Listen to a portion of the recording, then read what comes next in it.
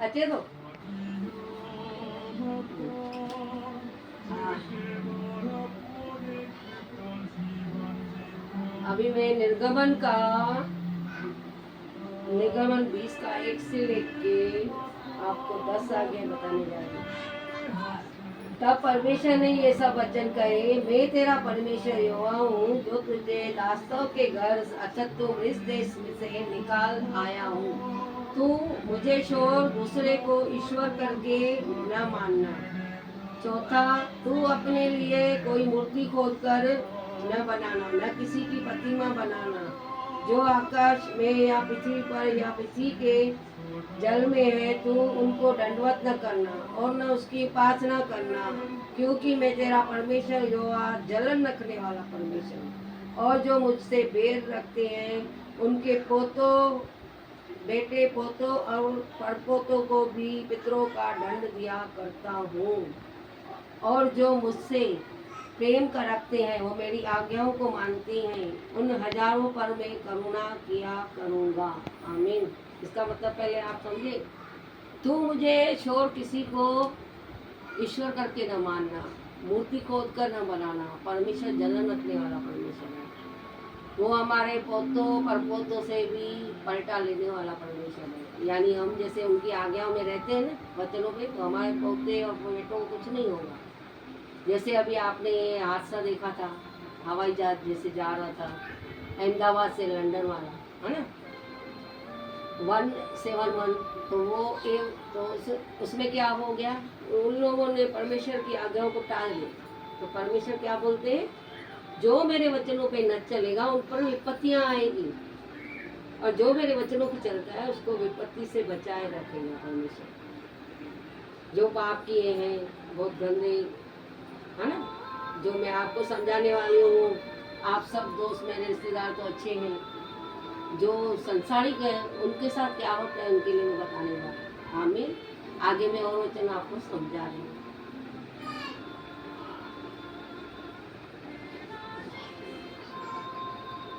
तू अपने परमेश्वर का नाम व्यर्थ न लेना, क्योंकि जो यहोवा का नाम व्यर्थ ले वह उनको निर्दोष न ठहराएगा।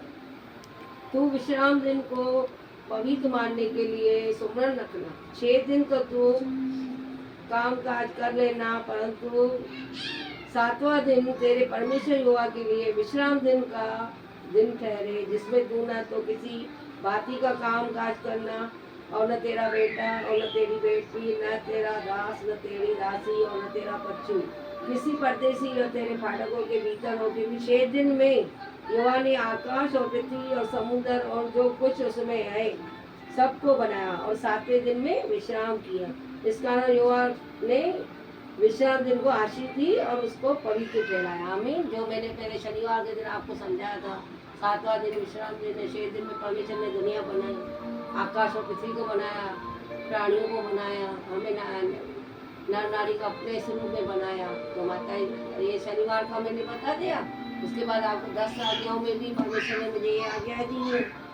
उसके बाद मैं आपको बता दूं, तू अपने पिता और अपने माता का आदर करना, जिससे जो देश तेरा पवित्र परमेश्वर यहोवा तुझे देता है उसमें तू बहुत दिन तक रहने पाए। तू खून न करना, तू व्यभिचार न करना, तू चोरी न करना, तू किसी के विरुद्ध में झूठी साझी न देना, तू किसी के घर की लालसा न करना, न तो किसी के शक्ति की लालसा करना, न किसी के दास दासी या बेन गदे की किसी की वस्तु की लालसा न करना। ये परमेश्वर की हमें 10 आज्ञाएं जो हम मानते हैं और मानते आए हैं हमारे पीढ़ी से पीढ़ी तक।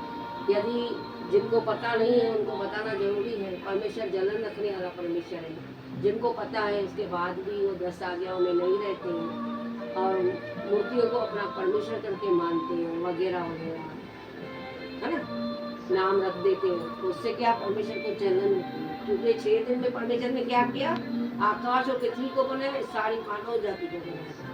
तो परमेश्वर को जलन हुई, जिसको मैंने बनाया वही बच्चे आज वो दंडवत कर रहे हैं मूर्तियों के सामने। तो परमेश्वर जलन रखने वाला परमेश्वर भी क्षमा भी करता है। परमेश्वर करुणामयी है, दया भी करता है।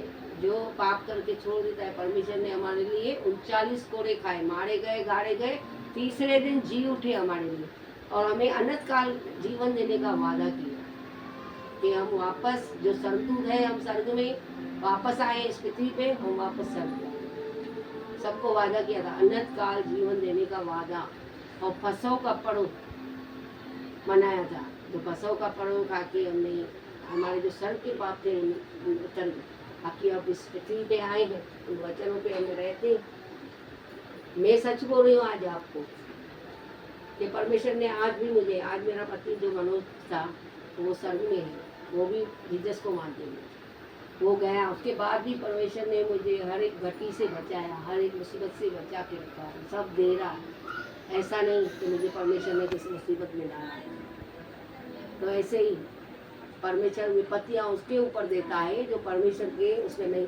आजकल के लोग समझते हैं हम वकालत पास कर ली, जज हो गए, कलेक्टरी पास हो गई, और अंदर ही अंदर गलत काम हो रहे हैं। तो परमेश्वर उससे प्रसन्न हो रहा है, हमको अपनी आत्मा को बचाना है, स्वर्ग में जाने के लिए। गलत काम करने वाले उनकी आत्मा इधर भी नहीं नष्ट है, तो ऊपर भी नर्क में जाएगी। तो ये परमेश्वर, सबसे बड़ी पढ़ाई क्या होती है? परमेश्वर की पढ़ाई, जो वचन है परमेश्वर के, हम उस पर चलते हैं। ये जो हमारी चर्चों कोर्ट में जो पढ़ाई है ना, वचन बाइबल का सबसे ऊंची पढ़ाई है। उसके सामने जज वकील सब, ये जज वकील तो दुनिया के लिए, वो भी रिश्वत लेते हैं। ये हमारा परमेश्वर, जो हम प्रेयर करते हैं तुरंत हमको जवाब देते हैं। आमीन। अभी इस वचन के बारे में आप खुद आशीष पाए, और आगे भी हमें समझाने के लिए प्रभु मुझे आशीष करे। God bless you. आमीन।